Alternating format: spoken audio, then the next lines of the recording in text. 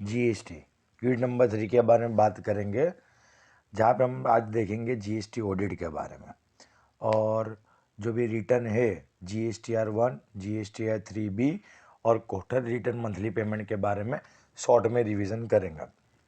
ठीक है, खाली ये एक वीडियो तुम लोग देख लेते हो तो गारंटेड तुम्हारे जो भी जीएसटी यूनिट नंबर 3 है वो टोटली तुम्हारा कवर हो जाएगा। ठीक है, स्टार्ट करते हैं। सबसे पहले जो भी इम्पोर्टेंट क्वेश्चन है उसके अंदर सबसे पहले इम्पोर्टेंट है जीएसटी ऑडिट के बारे में।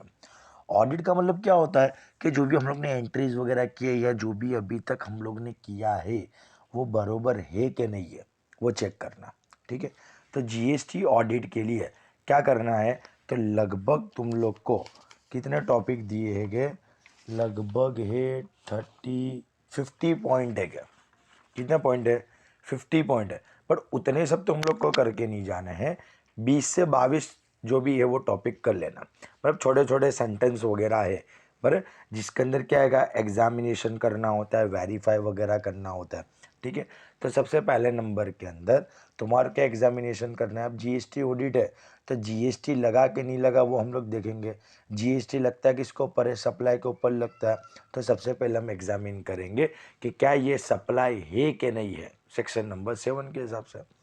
सही है। सेकंड नंबर के अंदर हम लोग देखेंगे क्या ये गुड्स एंड सर्विस है कि नहीं है, क्योंकि जीएसटी लगेगा किसके ऊपर, गुड्स एंड सर्विस के ऊपर लगेगा। सही है। उसके साथ साथ हम लोग देखेंगे क्या प्लेसेस ऑफ सप्लाई है, बराबर है, क्या उसके अंदर times of supply, rate of taxis, compose scheme लगती है नहीं लगती, वो सब चीज़ों के बारे में भी हम लोग देखेंगे। साथ में हम लोग देखेंगे क्या गुड्स वगैरह हम लोग ने कोई और ब्रांचेज वगैरह के ऊपर ट्रांसफ़र की है तो उसकी एंट्रीज वगैरह बरोबर इससे हम लोग ने बताई है कि नहीं बताई है। बराबर, उसके साथ साथ कंपोजिट सप्लाई जो भी है, बराबर, ऑलरेडी उसकी वीडियो अपलोड हो चुकी हैगी। तो कंपोजिट सप्लाई अगर लगता है तो क्या वो बरोबर इससे लगाया है नहीं लगाया है, मिक्स सप्लाई क्या आएगा, बराबर, कंपोजिट सप्लाई मिक्स सप्लाई है कि नहीं है, उसकी एंट्रीज वगैरह बरोबर करी हुई है नहीं करी हुई है, क्या आरसीएम लगता है कि नहीं लगता। सही है, क्या क्रेडिट इनपुट टैक्स क्रेडिट मिलेगी नहीं मिलेगी। शॉर्ट में जितने जितने टॉपिक तुमने जीएसटी के अंदर कवर किए क्या वो सब की बरोबर इससे तुमने इफेक्ट दी है, बरोबर उसकी एंट्रीज वगैरह दी है, बरोबर इसे उसको अप्लाई किया हुआ है कि नहीं किया हुआ है, वो सब चीज़ के बारे में तुम्हारे को उसके अंदर लिखना है।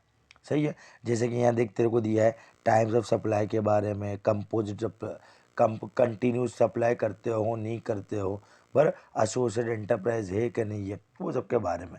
देखिए यहाँ पे 12 एक टॉपिक्स है। अब ऐसा कोई फिक्स नहीं कि बैक टू बैक ही होना चाहिए, तुम्हारे को 20-22 टॉपिक ले लो इनफ है। क्योंकि एग्ज़ाम के अंदर वो लोग ज़्यादातर क्या पूछेंगे, 15 टॉपिक 17 टॉपिक, या बोलेंगे 15-17 पॉइंट के बारे में बताओ। सही है, या तो फिर अगर सपोज समझ लो अगर वो नहीं भी बोलते तो 20-22 टॉपिक तुम लिखोगे तो इनफ है, क्योंकि 50 पॉइंट तो याद होना पॉसिबल नहीं है। अच्छा, कोई एक्स्ट्रा ऑर्डिनरी वाले कोई चीज़ इसके अंदर है, जो जो टॉपिक हमने कवर किए हैं वही सब चीज़ इसके अंदर है। सही है, तो 50 में से हम लोग देख लो जो छोटे छोटे या जो जो तुम्हारे को पता चलते हैं कि बड़े वो वाले टाइम पे भी तुम्हारे को टिक करवाया था कि ये इजी वाले टॉपिक है कि क्रेडिट मिलेगी नहीं मिलेगी, बड़े कितने टाइम में तुम आईटीसी का क्लेम वगैरह कर सकते हो, बड़े तो वो सब जो टॉपिक है क्या वो सब टॉपिक वगैरह हमारे देख लेने का। बराबर, नेक्स्ट एक इम्पोर्टेंट टॉपिक है, इसके बाद नेक्स्ट टॉपिक देखेंगे GSTR 1, very most important topic. पर हाँ, पर वो जो ऑडिट वाला आएगा ना वो तो आने के फुल चांसेस है। सही है, ये GSTR 1 भी अगर आएगा मतलब आने के चांसेस तो है, तो 7-8-10 मार्क के अंदर आ सकता है, 15 में भी आएगा। तो GSTR 1 जो है वो किसके लिए है, तो कैजुअल टैक्सेबल पर्सन के लिए है। किसके लिए नहीं है, तो वही इनपुट सर्विस डिस्ट्रीब्यूटर रहेगा, बराबर, एनआरटीपी है, कंपोजिट डीलर वाला है, फिर कौन होता है जो टीडीएस कट करता आएगा, ओआईडीआर की सर्विस वाला, ई कॉमर्स ऑपरेटर है, तो वो सबके ऊपर GSTR 1 अप्लाई नहीं होगा।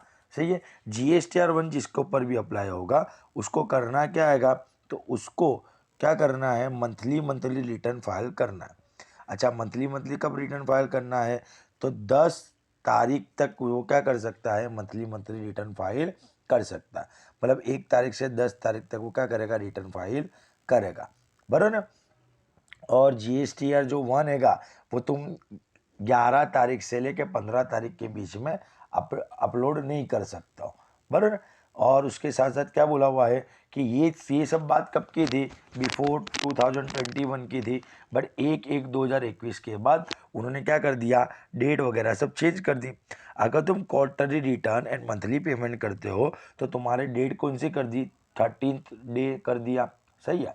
मतलब कि ये वाले मंथ का जो भी रिटर्न है, सपोज अभी नवंबर कंप्लीट हुआ तो नवंबर का रिटर्न मेरे को क्या करना है, दिसंबर तक मेरे को कंप्लीट करना है।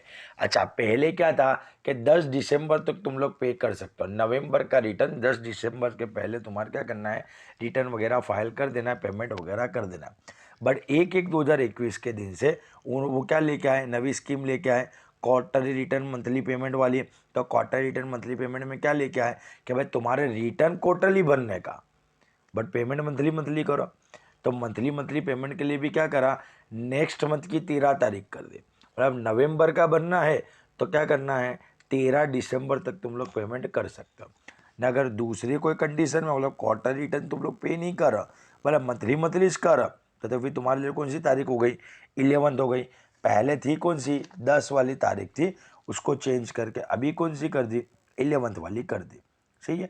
ये शॉर्ट में खाली तुम लोग को बेटा बता रहा हूँ, बल्कि रिकॉल वगैरह तुम्हारे को हो जाएगा, हाँ ऐसा कुछ हम लोग ने रीड किया था।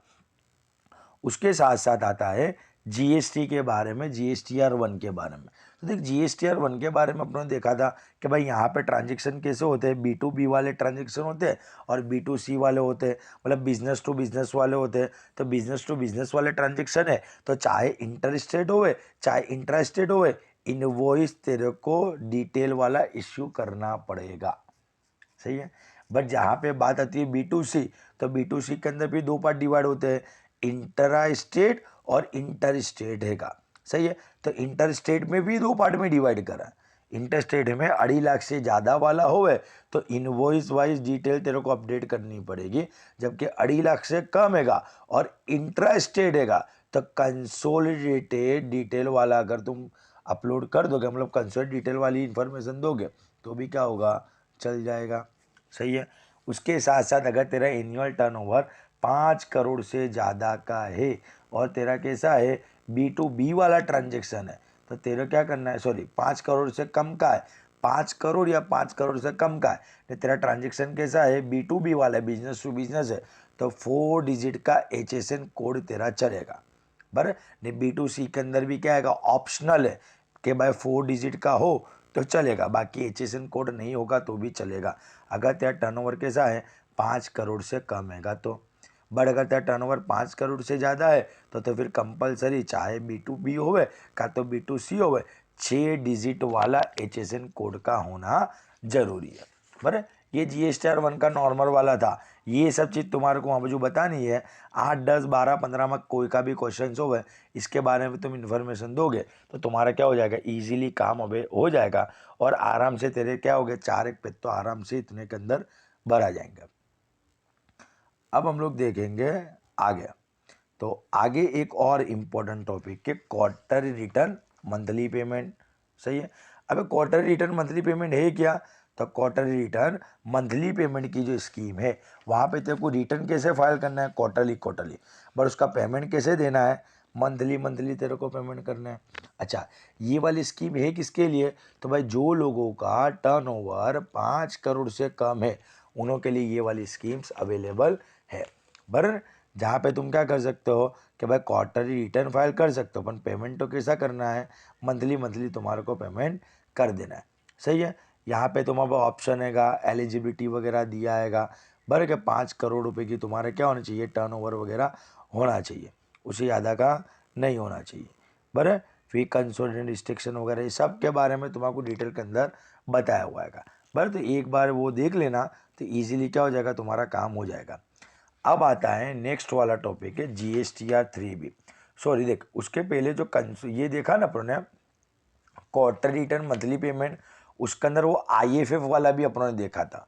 बराबर, तो वो IFF वाला भी देखना, इनवॉइस फर्निशिंग फैसिलिटीज़ वाला जो था ना, first month of quarter, second month of quarter रहेगा, बराबर ना, फिर फर्स्ट डे से लेकर 13 डेज तक वाला वो सब इन्फॉर्मेशन भी ज़रा देखना उसके अंदर। अब आगे देखते हैं GSTR 3B। बराबर, तो GSTR 3B जो है बराबर। वो किसके ऊपर लगेगा, तो GSTR 3B जो है वो सब रजिस्टर्ड पर्सन के ऊपर लगेगा। बट किसके ऊपर नहीं लगेगा, तो देख कौन कौन है, वही जो हम लोग ने GSTR 1 देखा ना, इसमें जो जो लोग थे वही सब है। इनपुट सर्विस है, NRI वाला है, कंपोज टैक्सेबल पर्सन है, जो TDS काटता है, OIDR की सर्विस है, TCS वाला है, तो वो सबके ऊपर GSTR 3B नहीं लगेगा। सही है, बाकी सबके ऊपर GSTR 3B लगेगा। बराबर। अब देख इसके अंदर भी GSTR 3B के अंदर भी देख क्या क्या अपनों को इन्फॉर्मेशन दिएगी।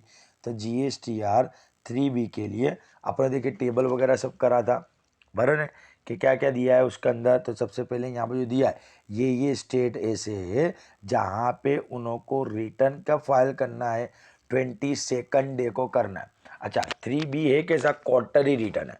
क्वार्टर रिटर्न माने क्या, 3-3 महीने के बाद तुम्हारे को रिटर्न पे करना है, रिटर्न बनना है। तो सपोज समझ ले तेरा फर्स्ट नंबर का क्वार्टर है अप्रैल मई जून, तो खत्म कब हुआ, जून को खत्म हुआ, तो नेक्स्ट मंथ मतलब जुलाई की 22 या जुलाई की 24। सही है, अगर ये सब स्टेट है तो 22 और ये सब स्टेट है तो 24 को तेरे को क्या करना है, रिटर्न फाइल करना है। बराबर। उसके साथ साथ ये वाला टेबल भी देखा हुआ हैगा कि GSTR 3B के अंदर क्या क्या आता है। बराबर। तो आउटवर्ड सप्लाई RCM के बारे में इंफॉर्मेशन देंगे हम लोग, इंटर स्टेट सप्लाई के बारे में, इनपुट टैक्स क्रेडिट के बारे में, TDS TCS के बारे में इंफॉर्मेशन देंगे ने, जो भी एग्जाम्प्टेड ने जिसके ऊपर GST वगैरह नहीं लगी हुई है वो सब चीज़ों के बारे में भी हम लोग क्या करेंगे, इन्फॉर्मेशन यहाँ बाजू डिटेल के अंदर देंगे। उसके साथ साथ इसके अंदर और भी हम लोग ने टॉपिक्स वगैरह देखे थे कि GSTR 3B जो भी है वो इनवॉइस वाइज भी तुम बता सकते हो, बराबर है। GSTR 3B जो है उसको तुम लोग रिवाइज नहीं कर सकते हो, बराबर। उसके साथ साथ जो भी GSTR का फॉर्म हैगा वो फॉर्म कौन सा है, तो फॉर्म हैगा 06 वाला हैगा, बराबर है। फर्स्ट मंथ और सेकंड मंथ के अंदर केस लेजर वगैरह ये सब के बारे में तुम्हारे इन्फॉर्मेशन वगैरह दी है, बराबर। अच्छा उसके साथ साथ इसके अंदर है क्या, पेमेंट की 2 मेथड है, बराबर। एक आता है फिक्स सम मेथड और सेकंड नंबर का क्या आता है, सेल्फ असेसमेंट मेथड है। तो इसके अंदर भी देख तुम्हारे को फिक्स सम मेथड और सेल्फ असेसमेंट मेथड दोनों के बारे में बता दिया था, बराबर। तो जो फिक्स सम मेथड है वहाँ पे तेरे को करना क्या है, 35% टैक्स पे करना है, बराबर, फर्स्ट और सेकंड क्वार्टर के अंदर। उसके बाद वाला जो क्वार्टर होता है ना, उसके बाद वाले क्वार्टर के अंदर जो भी बचा कुछ है वो तेरे को क्या करना है, पे करना है, बराबर। देख इसका ऐसा होता है तो एग्जाम्पल वगैरह करवाता हूँ। देख बराबर 35% के हिसाब से अपना को करना है। जैसे कि देखिए एग्जाम्पल दिया है जहाँ पे उसका क्या है कि भाई टर्नओवर या उसकी जो भी GST वगैरह है वो तेरे को इतनी इतनी दे दी है, स्टार्टिंग के फर्स्ट क्वार्टर ने सेकंड क्वार्टर के अंदर इतना इतना तेरे को दे दिया। तो स्टार्टिंग में क्या करेंगे, 35% के हिसाब से ये सब का 35% निकाल देने का, 35% के हिसाब से हम लोग दे देंगे। बट जब ईयर एंडेड होगा ना, मतलब अरे सॉरी क्वार्टर एंडेड तेरा होगा ना, लास्ट नंबर का जो होगा ना वहाँ पे हम लोग क्या करेंगे, जितना भी पेमेंट तेरा बचा हुआ है वो पूरे का पूरा क्या कर देंगे, हम लोग पे कर देंगे। देखे सही है। वो जो ऊपर वाला है वो तेरा है कौन सा वाला, तो स्टार्टिंग के पहले 2 क्वार्टर का, जहाँ पे 35% देना। ये स्कीम है कौन सा वाली, जो फिक्स वाला है ना उसके लिए ये वाली स्कीम है, सही है, जहाँ पे तेरे को क्या करना है, फिक्स के हिसाब से तेरे को पेमेंट करना है। उसके बाद आता है सेल्फ असेसमेंट मेथड है, सही है। तो सेल्फ असेसमेंट के अंदर क्या होगा, तुम खुद क्या करोगे, चेक वगैरह करोगे कि ये वाले मंथ मेरा कितना GST बनता है, तो जितना GST बनता होगा उतना तुम पे कर दोगे। तो यहाँ पे कोई फिक्स नहीं है, जितना होगा, जैसे कि ये वाले मंथ 50,000 GST पे करने के तो 50,000 पे कर देने की, नेक्स्ट मंथ खाली 10,000 है तो 10,000 पे कर देने की, सही है। और देख क्या बोला हुआ है, इंटरेस्ट, तो क्या बोला हुआ है, अगर फिक्स सम मेथड है बर तो वहाँ पे कोई भी इंटरेस्ट तेरे को पे नहीं करना है। क्यों नहीं करना है, क्योंकि तेरे को क्या करना है, 35% के हिसाब से तेरे को पे कर देना है उसके लिए। बट जहाँ पे सेल्फ असेसमेंट है, जहाँ पे तुम क्या करते हो, अपने हिसाब से काउंट करते हो कि मेरी GST इतनी बन रही है, और वो हिसाब से तुम पे करते हो। नहीं तुम्हारी जीएसटी के अंदर अगर कुछ लोचा वगैरह होता है या बरोबर इन्फॉर्मेशन नहीं होती तो उसके लिए क्या होगा, तुम्हारे को इंटरेस्ट पे करना पड़ेगा। बराबर। तो ये था तुम्हारा यूनिट नंबर 3।